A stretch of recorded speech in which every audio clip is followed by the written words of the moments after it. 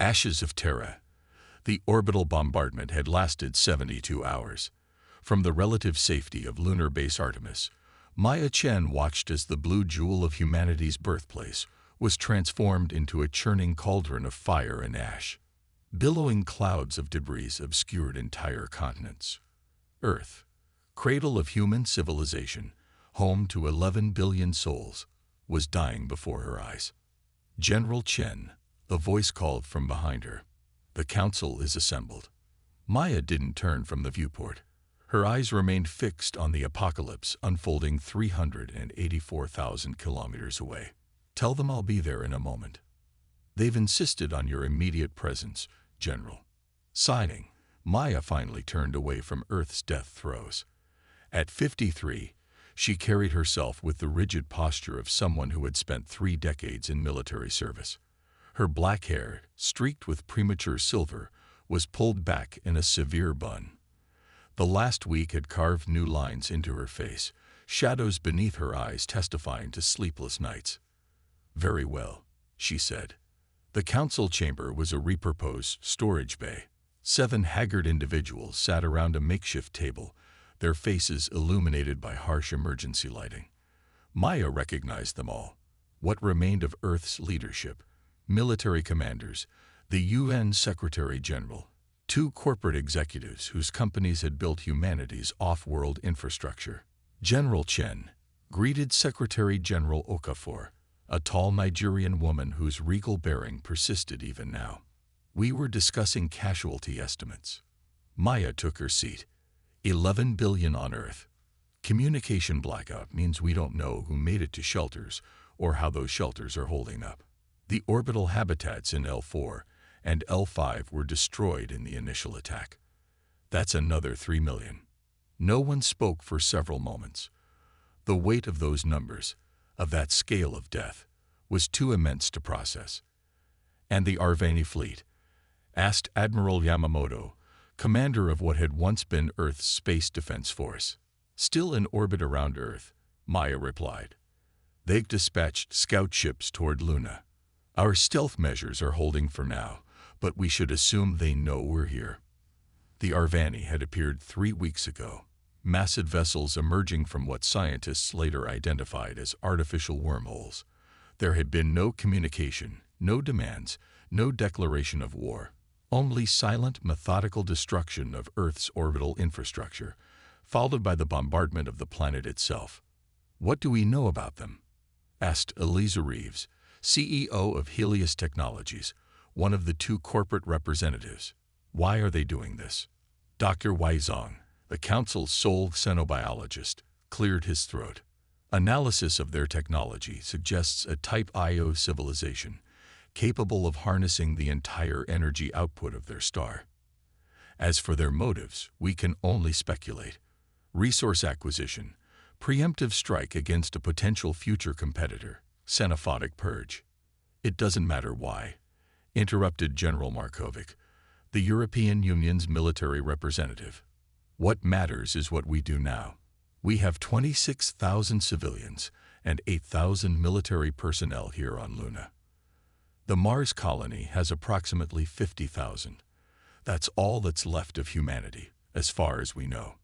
Maya felt the weight of 84,000 lives against 11 billion lost, a fraction of a percent of humanity, clinging to existence. "The Arvani haven't targeted Mars yet," Maya said. "Their focus has been Earth and its immediate orbital vicinity. We need to evacuate Luna before they decide to expand their theater of operations." "Evacuate to where?" Yamamoto asked. "Mars. It's our only option." The debate that followed was heated but brief. They had limited time and even more limited options. Within an hour, the council had approved Maya's evacuation plan. Every spacecraft at Artemis, from military vessels to mining shuttles, would be loaded with as many people as they could safely transport. The journey to Mars would take weeks, even with their most advanced propulsion systems. Maya supervised the preparations personally. The evacuation would begin in 48 hours, assuming the Arvani didn't discover them before then. As she moved through the corridors of the base, She witnessed humanity's desperate struggle to survive. Families crammed into corridors, children crying, medical personnel treating the wounded from Earth's initial evacuation. "General Chen," a voice called out. Maya turned to see Dr. Kavita Sharma, head of Artemis Research Division, approaching rapidly. "Doctor, I'm rather busy at the moment." "You need to see this," Sharma insisted, thrusting a tablet into Maya's hands. "We've been analyzing the Arvani energy signatures. There's something unusual." Maya glanced at the complex waveforms on the screen. "I'm not a physicist, Doctor. What am I looking at?" "They're ship's energy shields. They operate on a resonance frequency that should be impossible according to our understanding of physics. But more importantly," Sharma swiped to another screen showing comparative data. "They're vulnerable to specific energy pulses at the quantum level." Maya's exhausted mind suddenly sharpened. Vulnerable? How? "Their shield technology seems to have a harmonic vulnerability. A precisely calibrated energy weapon could potentially bypass their defenses entirely." "Could we develop such a weapon?" Sharma hesitated. "Theoretically. But we'd need resources we don't have here on Luna. And time." "What about Mars? The Ceres research facilities?" "Possibly. The Helios project at Ceres was working on quantum cascading weapons before the attack. If anyone could adapt this discovery into a functional weapon, it would be them." For the first time since the Arvani arrived, Maya felt a flicker of hope. "I want everything you have on this sent to Mars and Ceres immediately. Use quantum-encrypted channels only." "Already done," Sharma said. "I'm calling it Project Sol Invictus." "The Unconquered Sun," Maya translated. "Appropriate." 40 hours later, the first alarm sounded. Arvani scout ships had been detected approaching Luna's dark side. The evacuation schedule accelerated from urgent to desperate. Maya stood in the command center, watching as the first evacuation ships launched from Artemis's subterranean hangars. "Arvani vessels approaching Sector 4, reported a sensor technician. "They'll have visual on the launching ships in approximately 3 minutes. "Deploy the defensive screen," Maya ordered. "All military vessels form a protective cordon around the civilian transports." On the tactical display, she watched as Earth's remaining warships, pathetically few against the might of the Arvani fleet, moved into position. "General," Yamamoto said quietly at her side, "someone needs to remain behind to coordinate the defensive action, to ensure as many ships as possible reach Mars." Maya met his gaze. They both understood what he was offering. "The Council should remain intact, Admiral." "With respect, General, I'm a naval commander. This is my domain. Your strategic expertise will be more valuable on Mars." Before Maya could argue further, another alarm blared. "Arvani vessels accelerating. Multiple energy signatures detected. They're charging weapons." "Get to evacuation vessel Alpha," Yamamoto said firmly. "That's an order, General. Humanity needs you alive." Maya wanted to protest, but decades of military discipline prevailed. She clasped Yamamoto's shoulder briefly, then turned and ran for the evacuation bay. Her assigned vessel was one of the newer military transports, sleek, well-armed, and fast. As she strapped into the command chair, the ship was already initiating launch procedures. "Status report," she demanded. "All systems nominal," replied the pilot, Lieutenant Costa. "We're third in the launch sequence." Through the view screen, Maya watched as the first 2 ships rocketed away from Artemis, accelerating hard toward the inky blackness of space. Then their own engines ignited, pressing her back into her seat with crushing force. Behind them, chaos erupted. The tactical display showed Arvani weapons fire streaking toward the lunar surface. Several evacuation vessels disappeared from the tracking system, destroyed before they could clear the lunar gravity well. Evasive maneuvers, Maya ordered as enemy targeting systems locked onto their vessel.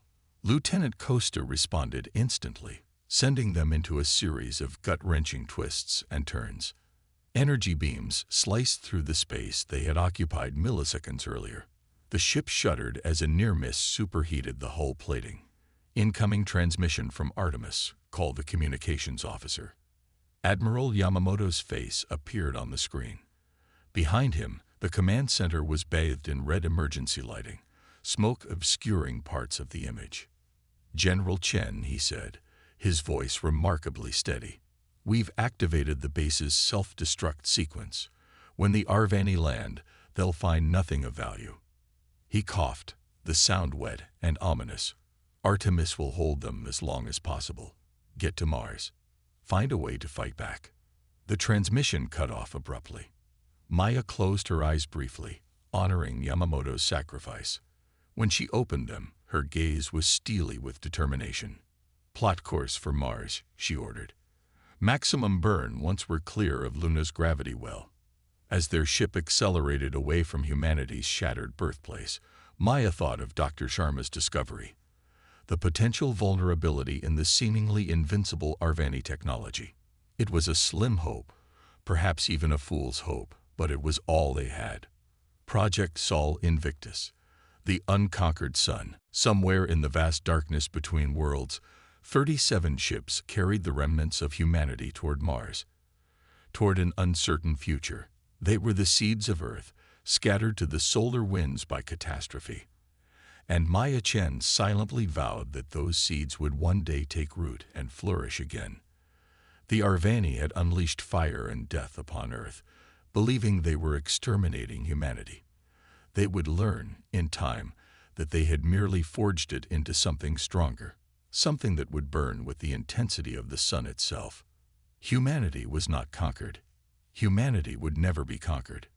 In the cold void of space, the last ships of Earth raced toward Mars, carrying with them the flickering flame of human defiance, and the secret that might rekindle that flame into an inferno. The scattered stars. 312 days since the fall of Earth. Maya Chen stood at the viewport of Mars colony Olympus, watching as dust storms scoured the rusty landscape.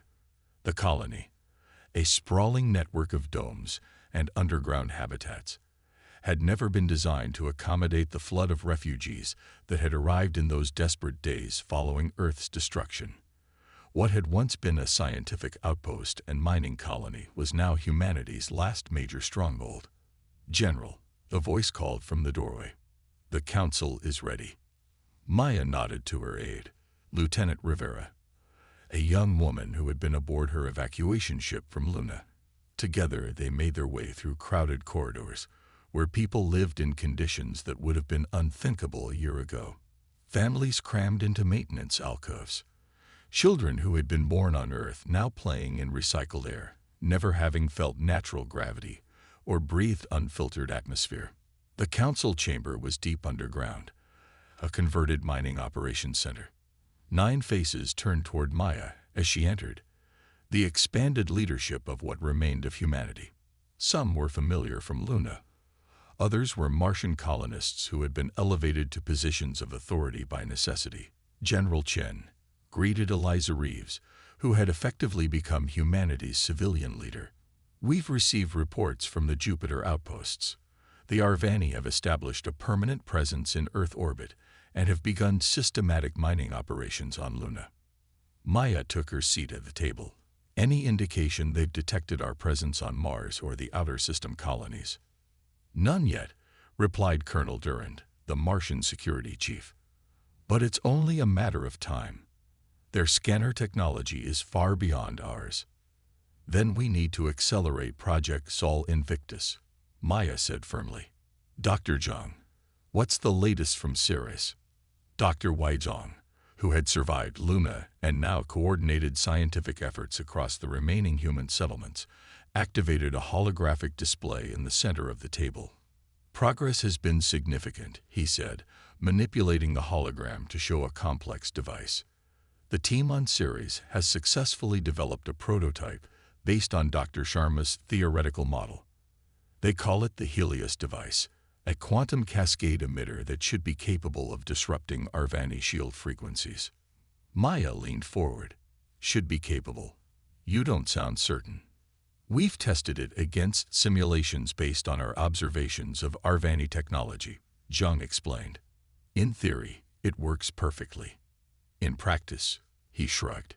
We'd need to test it against actual Arvani technology to be certain. Which means getting close to an Arvani vessel, Reeves said. A suicide mission. Not necessarily, countered Maya. We still have stealth scout ships. With proper planning. A sharp tone interrupted their discussion. Colonel Durand touched his earpiece, listening intently, his expression growing increasingly alarmed. We have an unauthorized ship requesting docking clearance, he announced. It claims to be an Arvani diplomatic vessel. The council erupted in chaos. Voices shouted over one another, accusations of betrayal, calls for immediate military response, demands for evacuation. Silence. Maya's command cut through the noise. When order was restored, she turned to Durand. How did they find us? Unknown. But they're maintaining position 1,000 kilometers from the colony. They've made no aggressive moves. It could be a trap, someone suggested. Or a genuine diplomatic overture, countered Reeves. Maya considered for a moment. Have they communicated beyond the docking request? Durand nodded. A text-only message in perfect English. I come alone. I bring information vital to human survival. I seek asylum. The room fell silent as the implications sank in. A defector. Zhang wondered aloud. Or a sophisticated infiltration attempt. Maya said. She stood, decision made. I'll meet with this diplomat. In a secured airlock with full containment protocols. Colonel Durand, I want a strike team ready to space the airlock if anything goes wrong. 4 hours later, Maya stood in the colony's main airlock chamber, sealed in an environmental suit as an additional precaution. Beyond the reinforced viewport, she could see the sleek shape of the alien vessel docked to the external port, considerably smaller than the massive Arvani warships that had devastated Earth. Airlock cycling, announced the technician's voice in her helmet. Outer door opening. Maya tensed as the external door slid open. A figure stepped through, tall and slender, clad in what appeared to be a form-fitting environmental suit of its own. The being's head was elongated, with 4 glowing eyes arranged in a diamond pattern. Its 6-fingered hands were raised in what Maya recognized as a universal gesture of peace. The outer door sealed, and atmosphere hissed into the chamber. When pressure normalized, the being reached up and removed its helmet, revealing iridescent scales that shifted from blue to purple depending on how the light hit them. General Maya Chen, the alien said in flawless, unaccented English. I am Karleth, former tactical advisor to the Arvani hegemony. I have come to help you save your species. The being's voice had an oddly musical quality, as though each word was part of a larger melody. Maya studied it carefully, noting the intelligence in those alien eyes. Why would an Arvani want to help humanity? She asked bluntly. I am not Arvani. Harel corrected. I am Pelion. My people were absorbed by the hegemony 3 centuries ago. The Arvani are a collective of 7 dominant species who conquer and assimilate others. Humanity is merely their latest target. Why Earth? Why now? Your scientific progress, particularly in quantum physics, the hegemony destroys any species that approaches certain technological thresholds. Your work on quantum cascading energy, what you call the Helios Project, triggered their response protocols. Maya felt a chill. The very technology that might save them had been the catalyst for Earth's destruction. How do you know about the Helios Project? I was assigned to analyze human scientific developments. I recognized the parallel between your quantum theories and ancient Pelion science, knowledge the Arvani suppressed after conquering my world. XR. Leth's head tilted slightly. I believe your project Sol Invictus could succeed, but not in its current form. Maya's breath caught. She hadn't mentioned Sol Invictus.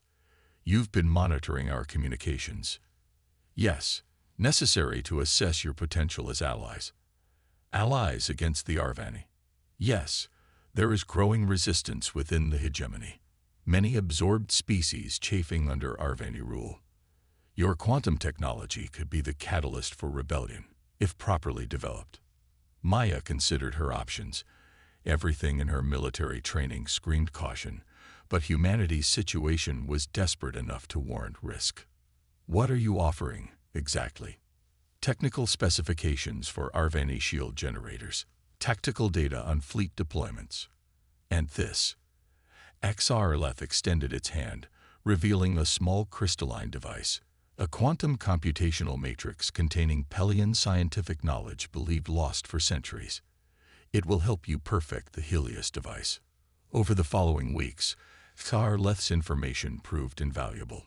The Pelian's knowledge accelerated the Helios project dramatically.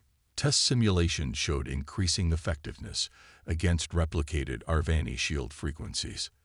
For the first time since Earth's fall, humanity dared to hope. Maya found herself working closely with the alien, learning about the complex politics of the hegemony, the weaknesses in their seemingly monolithic power structure, and the potential allies scattered across nearby star systems. The hegemony is not united in purpose. XRLF explained during one of their strategy sessions. The 7 dominant species compete for influence. The Arvani maintain control through technological superiority and fear. Classic imperial structure, Maya noted. Exploit internal divisions, and the whole system becomes vulnerable. Precisely. Your Sol Invictus project could be the spark that ignites widespread rebellion. Not everyone trusted the Pelian, of course. Security Chief Durand maintained a constant watch on their alien guest, and many colonists avoided XRLF entirely. Human fear and grief were still raw, and having an alien among them, even one claiming to be an ally, created tension. 83 days after XRLF's arrival, disaster struck. Maya was awakened in the middle of the night by blaring alarms. She rushed to the command center to find chaos. Arvani fleet detected approaching Mars. Durand shouted over the noise. Multiple capital ships, at least 20 support vessels. How did they find us? Maya demanded.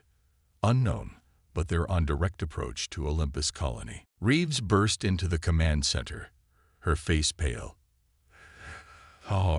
Leth's ship is gone. The security team assigned to monitor it is dead. Maya felt ice in her veins. A betrayal. Unclear, Durand said. We also had an unauthorized launch from the civilian sector, one of our own ships. Before Maya could process this, the communications officer called out, incoming transmission from the lead Arvani vessel. The main screen flickered to life, revealing a face Maya recognized with shock. Council member Henrik Volkov, who had supposedly died during the lunar evacuation. People of Mars colony, Volkov said, his expression cold and calculated. I speak as the human liaison to the Arvani hegemony.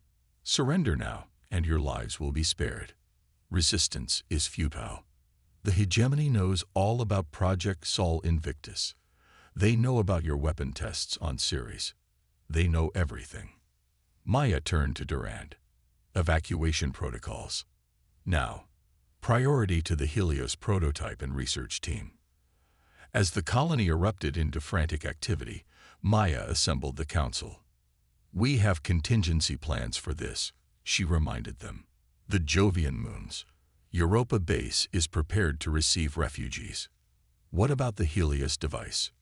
Zhang asked. The prototype is being loaded onto the research vessel Prometheus as we speak, Maya confirmed, along with all data and the Pelian quantum matrix. And XRLF? Asked Reeves. Gone, Maya said grimly. Whether in betrayal or flight, we don't know. The evacuation was chaotic. The Arvani fleet approached with methodical precision, cutting off escape vectors one by one.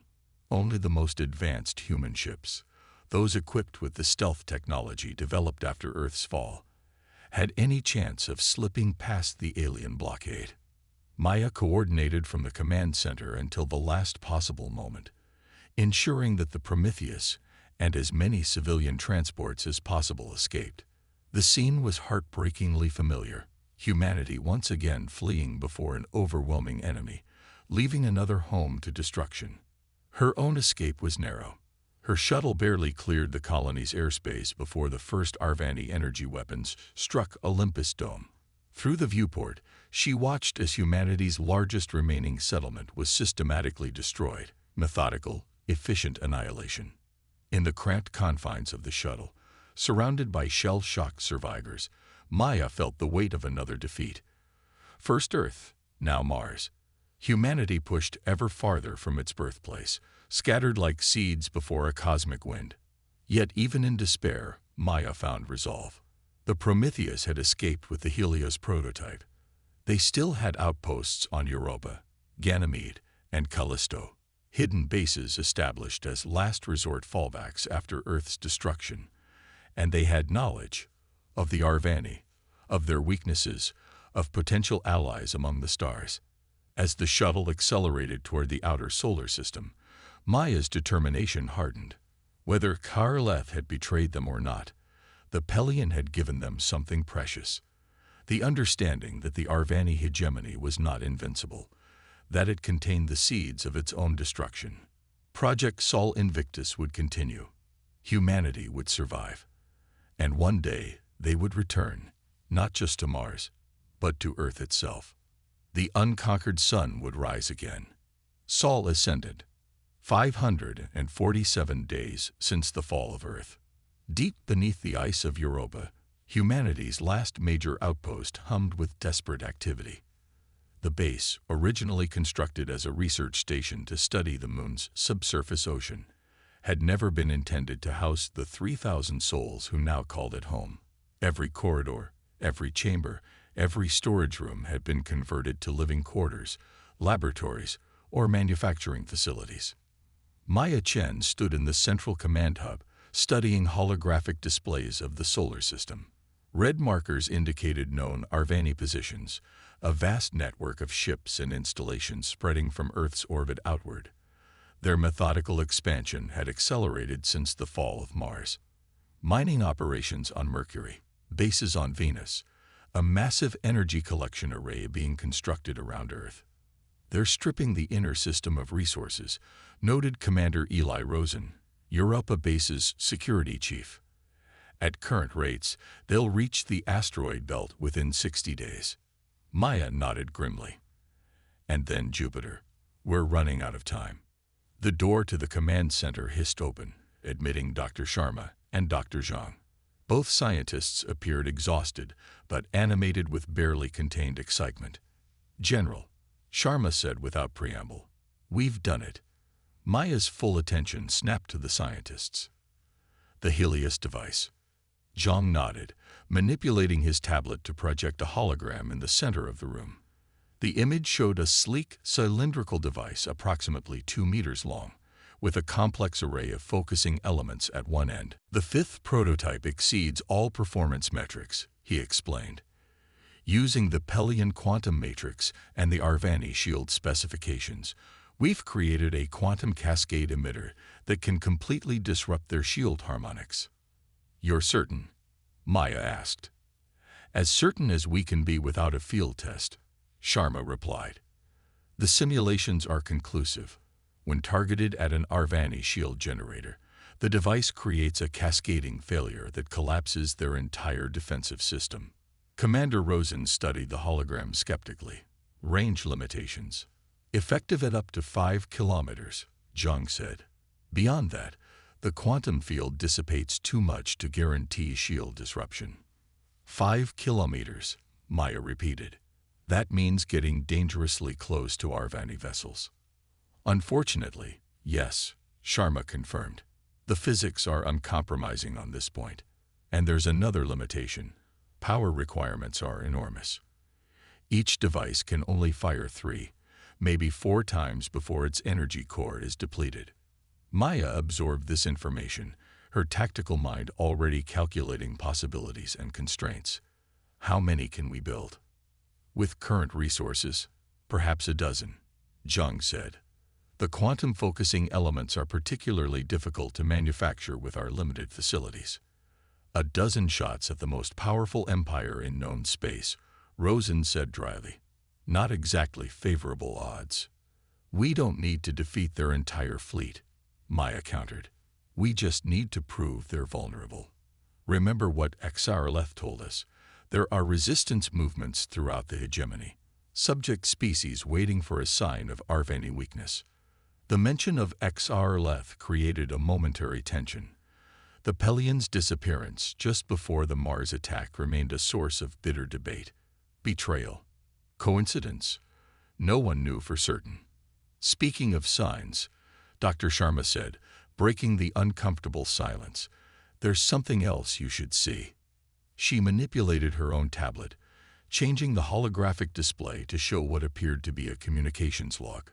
3 days ago, our deep space array detected this signal. It was heavily encrypted, but the quantum matrix helped us decode it. The hologram displayed a simple message in multiple languages, including English, the forgotten remember, the subjugated rise, Sol Invictus approaches. Prepare. Sarleth, Maya asked. Sharma shrugged. Possibly. The transmission originated from somewhere in the Kuiper Belt. We can't pinpoint it more precisely. Before Maya could respond, alarms blared throughout the command center. Status displays shifted to red alert configurations.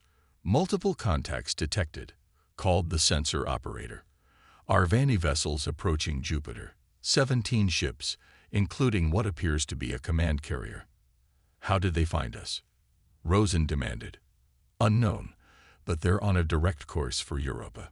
The operator replied. Estimated arrival. 18 hours. Maya's mind raced. Evacuation wasn't an option.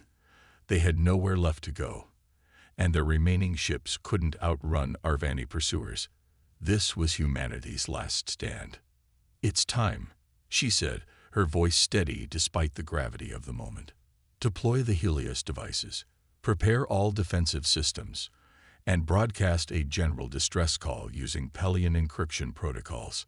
When Rosen looked at her questioningly about the last order, Maya simply said, a long shot, but we need all the help we can get. The next 16 hours were a blur of preparation. The 12 prototype Helios devices were mounted on their fastest remaining ships, small, maneuverable vessels piloted by volunteers fully aware of the suicidal nature of their mission. Every functional weapon was activated, every available power source diverted to defensive systems. Maya addressed the Europa colony 2 hours before the Arvani's estimated arrival. Standing in the central gathering area, she faced the remnants of humanity. Scientists, soldiers, civilians, children born after Earth's fall who had never known a sky above their heads. Throughout human history, she began, her voice carrying across the hushed crowd. We have faced extinction-level threats, ice ages, plagues, world wars. Each time, we survived. Each time, we emerged stronger. The Arvani believe they are eliminating a potential rival. What they don't understand is that humanity does not break under pressure. We transform. We adapt. We overcome. Today, we will show them that Earth may fall, Mars may fall, but humanity is unconquerable. Sol Invictus, the unconquered sun. That is not just the name of our project. It is who we are. The Arvani arrived precisely on schedule. 17 ships, moving in perfect formation, entered Jupiter's orbital space. Their design was by now familiar to human observers. Sleek, organic-looking vessels that seemed to flow rather than fly through space, surrounded by the faint shimmer of energy shields that had proven impervious to human weapons. From Europa Base's command center, Maya watched the tactical display as the Helios strike teams launched. 12 tiny vessels against an armada of giants. David versus Goliath. If David had 11 friends and only 3 stones each. Strike Team Alpha, approaching target, reported the communications officer. Range 10 kilometers and closing.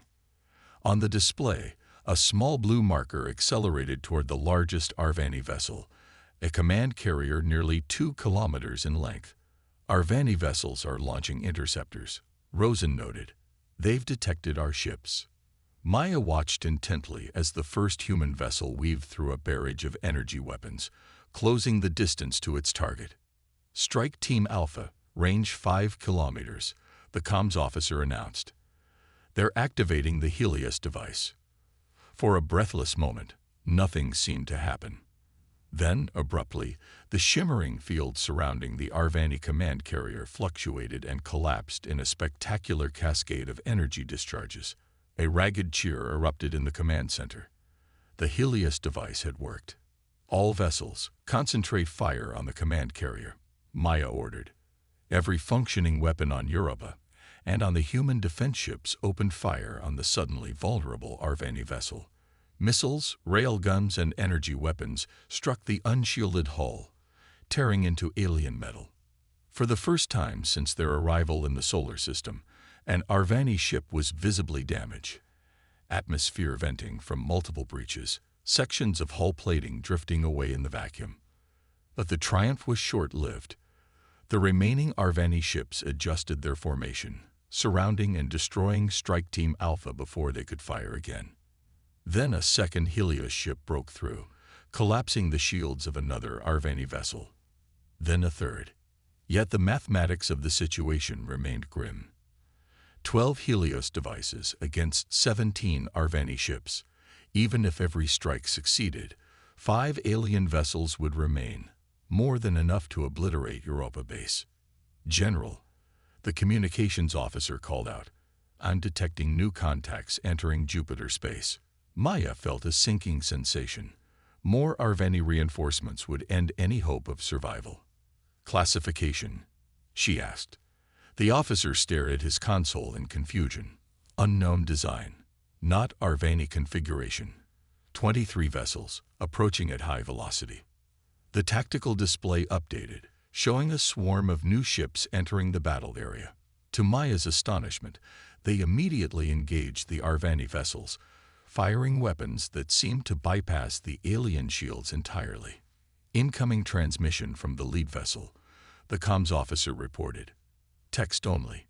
In English, the forgotten remember. The subjugated rise. Sol Invictus arrives."